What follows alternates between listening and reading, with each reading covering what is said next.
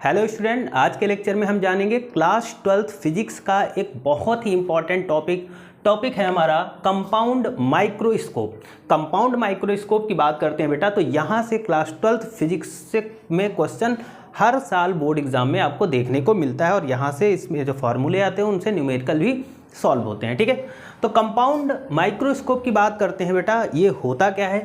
तो इसकी अगर बात करते हैं, it is a instrument which is use to see very minute particle. ठीक है, देखो अगर हम इसकी बात करते हैं कंपाउंड माइक्रोस्कोप क्या होता है, तो ये एक ऐसा इंस्ट्रूमेंट होता है जिसका उपयोग हम लोग करते हैं, जिसका यूज़ करते हैं जब भी कोई बहुत ही छोटी चीज़ होती है, यानी बहुत ही छोटा पार्टिकल होता है जिसको हम लोग नेक्ड आइज से नहीं देख सकते हैं, बहुत ही छोटा है। ठीक है, बहुत ही छोटा पार्टिकल है, तो उस पार्टिकल को या उस ऑब्जेक्ट को देखने के लिए हम लोग कंपाउंड माइक्रोस्कोप का यूज़ करते हैं। बेसिकली हम डायग्राम के थ्रू समझते हैं कंपाउंड माइक्रोस्कोप होता क्या है। तो सबसे पहले क्या होता है कि कोई एक पाइप होता है, ठीक है, जैसे यहाँ पर ये दिया गया है, और यहाँ पर हमने एक लेंस रख दिया, ये जिसे हम लोग बोलते हैं ऑब्जेक्टिव लेंस। ठीक, ऑब्जेक्टिव लेंस, और यहाँ पर एक ऑब्जेक्ट है बेटा।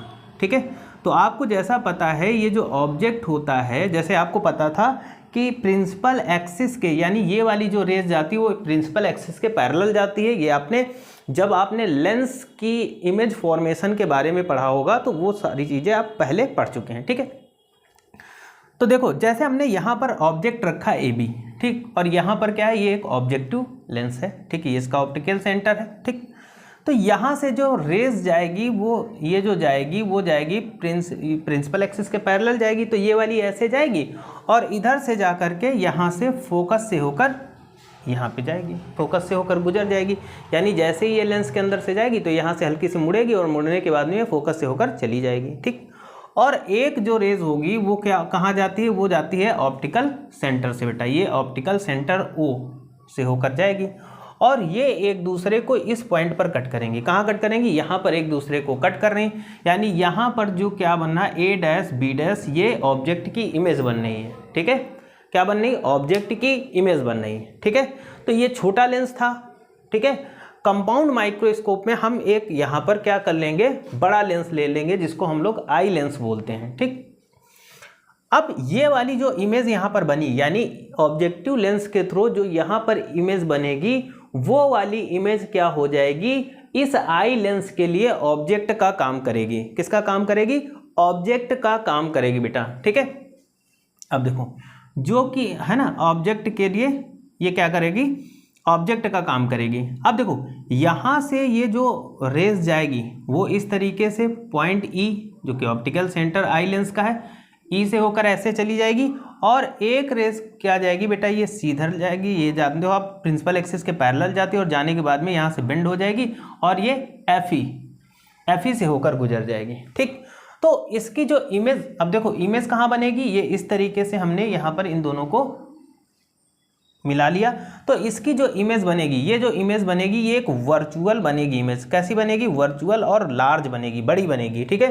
तो यहाँ पर ए डबल डैश और बी डबल डैश, ऑब्जेक्ट की इमेज कहाँ बननी है, यहाँ पर बननी है। ठीक, और अगर हम देखें यहाँ पर हमारी आँख होगी जिसके द्वारा हम देखेंगे, तो यहीं पर ये दोनों लाइन को भी हम अगर मिला ले तो ये हमारी इमेज यहाँ पर बननी है। ओके, अब देखो बेटा यहाँ पर बात करते हैं। अब देखो यहाँ से डिस्टेंस की बात करते हैं। अच्छा देखो यहाँ से यहाँ तक की जो डिस्टेंस है वो v0 है, मतलब ये जो यहाँ से लेकर के ये जो ऑब्जेक्ट बनना है, जो इमेज बननी है, उसकी डिस्टेंस है। ठीक, यहाँ से ये इस वाले पॉइंट से ये वाली जो डिस्टेंस है आपकी वो दी गई है UE, है ना, UE, यानी इसकी ये डिस्टेंस है UE। अब देखो यहाँ से यहाँ तक की जो डिस्टेंस है वो क्या है भाई, देखो ऑब्जेक्ट की बननी तो U0 हो जाएगी और यहाँ से यहाँ तक की जो पूरी डिस्टेंस होगी बेटा वो D होगी। ठीक है ना, ये चीज़ समझ में आई आपको। ठीक है, ये डायग्राम आपको बनाना है। ठीक है, और यहाँ से यहाँ तक की जो डिस्टेंस होगी, ठीक है, यानी जहाँ पर ये जो इमेज बन रही वहाँ से लेकर के इस आई लेंस तक की डिस्टेंस को हम VE बोल लेंगे। ठीक है, अब देखो बेटा हम यहाँ पर मैग्नीफाइंग पावर की बात करेंगे, तो तो देखो मैग्नीफाइंग पावर की बात करते हैं तो मैग्नीफाइंग पावर का फॉर्मूला होता है क्या, बीटा अपॉन अल्फा। अच्छा ये बीटा क्या है और अल्फा क्या है, मैं एक बार आपको बताने की कोशिश करता हूं कि बीटा क्या है।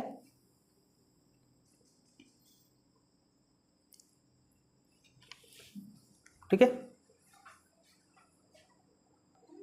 ठीक है, देखो तो यहां पर जो आई लेंस से ये वाला जो एंगल बनेगा वो बेटा बीटा होगा और यहां पर ये जो एंगल होगा वो होगा अल्फा। ठीक, तो ये मैग्नीफाइंग पावर क्या होगी, बीटा अपॉन अल्फा, यानी ये वाला एंगल अपॉन में ये वाला एंगल। ठीक, आगे बेटा देखो यहाँ पर क्या है कि when alpha and beta are very small, यानी अगर एंगल अल्फा और बीटा बहुत ही ज़्यादा छोटे हैं बेटा, तो यहाँ पर देखो तो क्या हो जाएगा, अल्फा बराबर हो जाएगा tan अल्फा और बीटा बराबर tan बीटा। क्योंकि जब देखो जब एंगल छोटे होते हैं तो हम क्या मान लेते हैं, अल्फा को मान लेंगे tan अल्फा और बीटा को मान लेंगे tan बीटा। तो मैग्नीफाइंग पावर क्या हो जाएगी, m equal to tan alpha upon tan beta. ठीक, अब देखो मैग्नीफाइंग m बराबर देखो tan बीटा क्या है, a डैश b डैश। ठीक है, a डैश b डैश। तो देखो tan beta tan beta tan beta के लिए क्या हो जाएगा, a डैश b डैश। तो हमने ऊपर क्या ले लिया, a डैश b डैश और फिर नीचे क्या आ जाएगा, a डैश e, यानी a डैश e।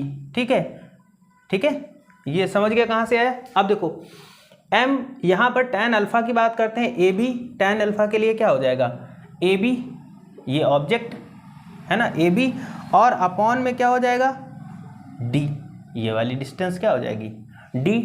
ठीक है, क्या हो जाएगा d हो जाएगा बेटा। अब देखो अगर हम इनको पलट देंगे तो m इक्वल टू क्या हो जाएगा, a dash b dash upon में a dash e into d upon A B हो जाएगा। अब अगर हम लीनियर मैग्नीफिकेशन की बात करते हैं बेटा, लीनियर मैग्नीफिकेशन क्या होता है, m बराबर होता है i upon o equal to v upon u। ठीक है, ये होता है। अब देखो a dash b dash upon A B, a dash b dash upon A B, ये हो जाएगा u0 upon v0 upon u0 minus v0। ठीक, तो u0 क्या है, ये वाली डिस्टेंस है ना, लेंस से जहाँ पर इमेज बनने उसकी डिस्टेंस, और u0 क्या है, तो u0 हमारा ये वाली डिस्टेंस हो जाएगी, ये ऑब्जेक्ट की लेंस से डिस्टेंस। ठीक है, तो ये अब देखो यहाँ पर u इधर बनना है तो हम क्या कर लेंगे, माइनस का u ले लेंगे। ठीक है, अब देखो m बराबर, अब देखो a डैश e बराबर माइनस का u e, a dash e बराबर ये क्या है, ये डिस्टेंस क्या है, u e है, तो हम यहाँ पर रख देंगे क्या, u e। तो m इक्वल टू माइनस का v0 upon u0 into minus का d अपॉन u e। तो देखो ये दोनों माइनस क्या हो जाएंगे, कट जाएंगे। ठीक है, ये दोनों माइनस कट जाएंगे तो यहाँ पर m इक्वल टू बचेगा माइनस का v0 upon u0 into d upon ue। ठीक, यहाँ तक हो जाएगा। आगे कंडीशन नंबर पहली ये बनती है हमारी यहाँ पर कि when image is formed at minimum distance of clear vision. ठीक, तो क्या हो जाएगा, जो v हो जाएगा वो v इक्वल टू हो जाएगा माइनस का d, u इक्वल टू हो जाएगा ue, f बराबर एफ ई। तो लेंस के फॉर्मूले से 1/f equal to 1/v minus 1/u। तो देखो f की जगह क्या रख देंगे, f ही रख देंगे, u की जगह v की जगह हम क्या रखेंगे, माइनस का d और माइनस लगाएंगे यहाँ पर u e रख देंगे u की जगह। ठीक है, ये हम मतलब आई लेंस के लिए बात कर रहे हैं है ना, तो आई लेंस के लिए ये रख दिया, ये रख दिया, ये रख दिया। अब देखो माइनस है, अंदर मल्टीपल होगा तो प्लस का हो जाएगा। ठीक है, तो यहाँ से हमने u की वैल्यू निकाल ली, 1/ue की वैल्यू निकाल ली।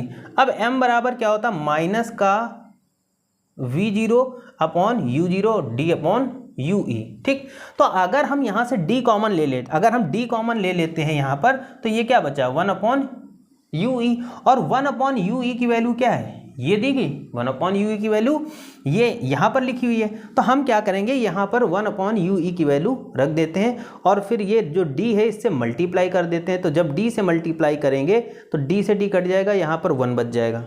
ठीक है, यहाँ पर 1 बच जाएगा। तो m इक्वल टू माइनस का v, या फिर हम इसको ऐसे भी लिख सकते हैं, यहाँ पर लिख लो m इक्वल टू माइनस का V0 अपॉन U0 और ब्रैकेट के अंदर रख सकते हैं D अपॉन एफ